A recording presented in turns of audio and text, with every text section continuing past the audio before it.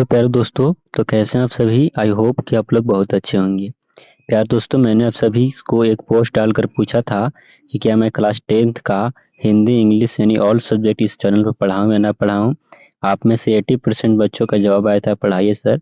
तो मैंने आप सभी के लिए वर्णिका पाठ जो कि सेकंड हिंदी होता है क्लास 10th का, वो दही माली वंगमा पाठ 1 है, जिसका लेखक जो है वो श्रीनिवास जी हैं।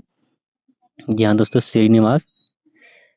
और दही वाली मंगमा फिर से लिखा गया है। तो मैं आज इस वीडियो में इसका सारांश बताने वाला हूँ। जी हाँ दोस्तों, सारांश जो कि आपको लिखने के लिए भी आते हैं और इसको सारांश को पढ़ने के बाद आपका कई से ऑब्जेक्टिव आप क्लियर भी कर सकते हैं।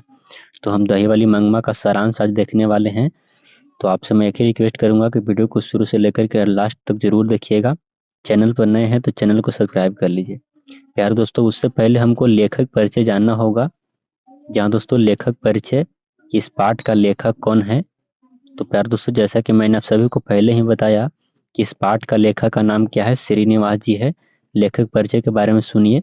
लेखक परिचय। लेखक श्रीनिवास का जन्म कर्नाटक प्रांत के कोलार नामक स्थान में 1891 ईस्वी में हुआ था। जहाँ दोस्तों इस कहानी का लेखक जो है श्रीनिवास जी हैं, जिनका जन्म कर्नाटक के कोलार नामक गांव में हुआ था, जो कि नामक स्थान पर हुआ था और 1891 ईस्वी में हुआ था। याद रखिए कि 1891 ईस्वी में हुआ था। इनका पूरा नाम जो है दोस्तों मास्ती वेंकटेश अयंगार था। याद रखिएगा इनका पूरा नाम क्या है, मास्ती वेंकटेश अयंगार। एक कन्नड़ साहित्य के प्रतिष्ठित रचनाओं में से अग्रणी माने जाते थे। काफी कन्नड़ साहित्य के लिए अच्छे लेखक माने जाते हैं श्रीनिवास जी। इन्होंने साहित्य की विभिन्न विविधाओं, कविता, नाटक हो गया, आलोचना हो गया और जीवन चरित्र, इन सभी में अपना योगदान को दिया है। चलिए अब आगे हम लोग पढ़ते हैं। लेखक परिचय तो हो गया कि इस पाठ का लेखक कौन है, तो श्रीनिवास जी हैं। इनका जन्म जो है 1891 ईस्वी में हुआ था। चलिए पाठ प्रस्तुत के बारे में सबसे पहले जानेंगे। प्यारे दोस्तों, पाठ प्रस्तुत जो किया गया है वो किनके द्वारा किया गया है और कहाँ से पाठ को प्रस्तुत किया गया है। उससे पहले हम थोड़ा सा चेंज कर लेता हूँ अपना पेन को। चलिए, तो प्यारे दोस्तों, प्रस्तुत पाठ जो है वह दही वाली मंगमा कन्नड़ कहानियां जो कि नेशनल बुक ट्रस्ट इंडिया से सभार से लिया गया है। याद रखिएगा यह कहानी जो है वह नेशनल बुक इंडिया ट्रस्ट से लिया गया है। प्यारे दोस्तों, इस कहानी का हिंदी अनुवाद जो किए हैं, यहाँ दोस्तों इस कहानी का हिंदी अनुवाद करने वाले का नाम है B.R. नारायण जी। क्योंकि यह कहानी दोस्तों कन्नड़ भाषा में है, तो कन्नड़ भाषा तो आप लोग पढ़ नहीं पाइएगा। ज्ञान दोस्तों, जो कि कर्नाटक का भाषा है, तो इनको हिंदी में अनुवाद कौन किए हैं, तो B.R. नारायण जी किए हैं। इनकी साहित्य सेवा के लिए साहित्य अकादमी पुरस्कार और ज्ञानपीठ पुरस्कार भी इनको मिल चुका है। इनके कहानी संकलन सन्ना कथेलुगु को 1968 ईस्वी में पुरस्कृत किया गया। इनका देहावसान हो चुका था। कहने का मतलब है दोस्तों इनका मृत्यु हो चुका है। चलिए अब हम लोग आगे की ओर बढ़ेंगे। देखिए, चलिए आप पाठ परिचय जो कि पहले ही पढ़ चुके, थोड़ा सा और है कि इसका परिचय क्या है, माने इस किस चीज पर कहानी है, किसके बारे में कहानी है, इसके बारे में हम लोग जानेंगे। तो प्यारे दोस्तों, इसके बारे में पहले जान लीजिए कि किसके बारे में कहानी है। तो देखिए दोस्तों, पाठ परिचय प्रस्तुत कहानी दही वाली मंगमा भावना प्रधान कहानी है। इसमें दो पीढ़ियों की भावनाओं का लेखक ने बड़े ही स्वाभाविक ढंग से प्रस्तुत किया है। कहानी एक दही बेचने वाली की है। जहाँ दोस्तों एक दही बेचने वाली महिला होती है, उसकी कहानी है, जो परिवार में सब पर अपनी धाय कायम रखना चाहती है, यानी अपना अधिकार जमाने चाहती है, जबकि बहू अपने अधिकार का त्याग करना अपना अपमान समझती है। यानी बहू जो है दोस्तों अपना अधिकार को त्यागना नहीं चाहती है, लेकिन सास जो चाहती है कि अपना अधिकार हमेशा अपने बेटे पोते पर बनाए रखे। कहानी का आरंभ दही वाली मंगमा के दही बेचने से होता है। चलिए अब यहाँ आपको लोगों का सारांश है प्यार दोस्तों, जो कि हम लोग बारीकी बारीकी से अच्छे ढंग से इसको समझा करके बताएंगे। इस सारांश में क्या कहता है, तो देखिए दोस्तों, सारांश शुरू होता है। सारांश मंगमा औरुल के समीप बेंगटपुर के रहने वाली थी। यहाँ दोस्तों इस कहानी की प्रमुख पात्रा जो है वो मंगमा नाम की एक महिला है जो कि इस नाम को आप देख सकते हैं। वह अवलूर के समीप वेंकटपुर में रहने वाली थी। वह रोज दही बेचने बेंगलुरु आती थी। याद रखिएगा, वो दही बेचने कहाँ आती थी? बेंगलुरु आती थी। वह आते जाते मेरे पास बैठती और अपनी बातें कहती थी। जैसे दोस्तों इस कहानी में क्या होता है कि एक दही बेचने वाली महिला होती है, जिस महिला का नाम होता है मंगमा, और वह लेखक के घर को दही बेचने जरूर जाती है, और लेखक को माँ से, यानी माँ जी उनका नाम है, लेखक के माँ होते हैं, उनसे इनकी काफी मित्रता होती है। जब भी वो बेचने जाती है दही, तो इनके पास बैठती है और आते समय भी इन्हीं के पास लौट करके कुछ बातचीत करके जी घर अपने आती है। तभी वो कह रहे हैं कि वह बेंगलुरु आती है और वह आते जाते मेरे पास बैठती और अपनी बातें कहती थी। चलिए प्यारे दोस्तों, अगला आगे देखते हैं हम लोग आगे क्या कहता है कहानी में। देखिए आगे जो है प्यारे दोस्तों, एक दिन वह मेरे बच्चे को देखकर अपना पुत्र और पति की कहानी कहकर पति को अपनी ओर आकृष्ट करने की रहस्यमय बातें करने लगती है। आदमी को बस में रखने का उन्होंने 3-4 अनुभव पूर्वक गुर बताया। यहाँ दोस्तों गुण यहाँ पर होना चाहिए, थोड़ा सा टाइपिंग में दिक्कत है, माफ करिएगा।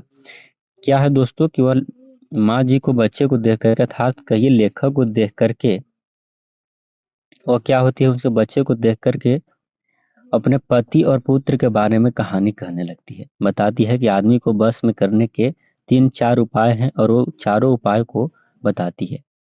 जैसे उसके बाद क्या होता है दोस्तों, 15 दिनों बाद मंगमा आई और रोती हुई अपना गृह कलह तथा बेटा बहू से अलग होने का दुख कहानी सुनाती है। क्या होता है कि दोस्तों 15 दिनों के बाद फिर मंगमा माँ जी के पास आती है और रोती हुई अपने घर की कलह को, बेटा बहू के अलग होने के दुख की कहानी माँ जी से सुनाती है। इस प्रकार बेटे बहू से विरक्त होकर अपने जोड़े हुए पैसे को अपने साज श्रृंगार पर खर्च करने लगती है। क्या होता है दोस्तों कि मंगमा जो है वो अपने बेटे और बहू से लड़ाई कर लेते हैं। लड़ाई होने के बाद इसको अलग कर दिया जाता है, और अलग हो जाने के बाद क्या होता है कि अपना सारा पैसा जो दही बेचकर कमाती है वो अपने श्रृंगार पर खर्च करने लगती है, क्योंकि इसके पास कुछ है ही नहीं। क्योंकि जो कुछ पैसे बचा करके रखती थी वो अपने बेटे और बहू और पोते के लिए रखा करती थी, पर उससे लड़ाई हो गया है, जिसके कारण यह अपना पैसा अब जो है श्रृंगार पर खर्च करना चाहती है। इससे वह कुछ लोगों की आलोचना की पात्रा भी बन गई। बहू भी उसकी जैकेट पर ताना कसने लगी और बात बढ़ने पर दिए गए गहने भी लौटाने को तैयार हो गई। ऐसे बताया जाता है प्यारे दोस्तों, जब लड़ाई हो गया तो मंगमा ने अपने श्रृंगार के लिए काफी ध्यान देने लगती है, अपने मखमल की जैकेट सिलाने लगती है और पहनने लगती है। इस बात पर उसकी बहू जो है सच उसको ताने मारने लगती है कि जब हम लोग साथ थे तब तो वह मेरे को फुट्टी कौड़ी नहीं देती थी, और अपने जब जैसे ही वह अलग हुई तो अब मखमल की जैकेट पहन रही है। यहाँ दोस्तों, लेकिन हालांकि रियल बात है प्यारे दोस्तों कि मंगमा ने अपनी बहू के शादी में बहुत सारे गहने दिए थे, कर्णफूल दिए थे, ऐसे कई सारे पायल दिए थे, कई गहने बना करके दिए थे। पर ऐसे कहने पर उसकी बहू जो है वह गहने लौटाने को भी तैयार हो गई थी। आगे की ओर बढ़ते हैं। आगे जो है दोस्तों, आगे आप लोग देख सकते हैं, प्रत्यक्ष में झगड़े का कारण पोते की पिटाई थी, किंतु मूल रूप से सास बहू की अधिकार संबंधी सरिया थी। जैसे बताया जाता है दोस्तों कि दोनों में झगड़े का कारण जो था वह एक पोता था, क्योंकि माँ जो थी, वो मंगमा की बहू जो थी, वो अपने बेटे को किसी कारणवश पीट रही थी। तभी मंगमा जो है अपनी बहू को भला बुरा कह देती है कि छोटे से बच्चे को क्यों पीट रही है। ऐसे तानाशाही में कुछ लड़ाई हो जाते हैं, जिसके कारण से मैंने लड़ाई होने का कारण जो था पोता था, क्योंकि वो अपने बेटों को पीट रही थी और मंगमा उसको काफी अपने बहू को भली बुरा कह देती है। प्रतिष्ठा पर भी आंखें उठाती है, रंगपा भी ऐसा ही किया, जिसे बहू की पैनी निगाहों ने ताड़ लिया। जैसे बताया जाता है तो एक जुआरी नाम का रंगपा एक लड़का होता है। जहाँ दोस्तों जुआरी नाम का लड़का होता है, वह मंगमा की ओर थोड़ा सा कर्ज मांगने के लिए उसके पास चला जाता है। आगे है दोस्तों, उसने पोते को उसके पास भेजने का एक नाटक किया। जैसे क्या होता है प्यारे दोस्तों कि इस कहानी में जब लड़ाई होता है अपने बेटे को लेकर ही, पोते को लेकर ही, तो वह जो है मंगमा की बहू जो है वह अपने बेटे को अपने सास के पास भेजने का एक प्रयोग बनाती है ताकि उसकी सास मान जाए। अब मंगमा पोते के लिए मिठाई भी बाजार से खरीद कर ले जाने लगी थी। क्या होता है कि पोता काफ़ी प्यार करती थी मंगवा अपने पोते के लिए मिठाई वगैरह लेकर आया करती थी। एक दिन कौवे ने उसके माथे से मिठाई को दोना ले उड़ा, यानी मिठाई वाला कौवा जो है उसे दोना लेकर के भाग गया। अंधविश्वास के कारण मंगवा भयभीत हो उठी, जिसे माँ जी ने बड़ी कुशलता से निवारण किया। जैसे बता देते हैं कि भयभीत होते हैं दोस्तों, गाँव घर में क्या होता है ना कि कौवे को लेकर चला जाता है तो अशुभ माना जाता है, इसलिए वो भयभीत रहती है। तो माँ जी पढ़ी लिखी थी, तो उन्होंने उसको उनको बताया कि ये सब कुछ बात नहीं है, सब अनपढ़ ऐसे करते हैं। काफ़ी अच्छी तरह से समझाया माँ जी ने। आगे बढ़ते हैं। आगे जो है कहानी दोस्तों वह है, माफ़ करिएगा, बहू के द्वारा नाटकीय ढंग से पोते को दादी के पास भेजने का बहू का मंत्र बड़ा कारगर हुआ। दूरी बढ़ने से भी प्रेम बढ़ता है, मानसिक तनाव घटता है। दुआ भी ऐसी ही है। मंगमा को भी बहू में सौंदर्य यानी सौहार्द, बेटे को पोते में स्नेह नजर आने लगी।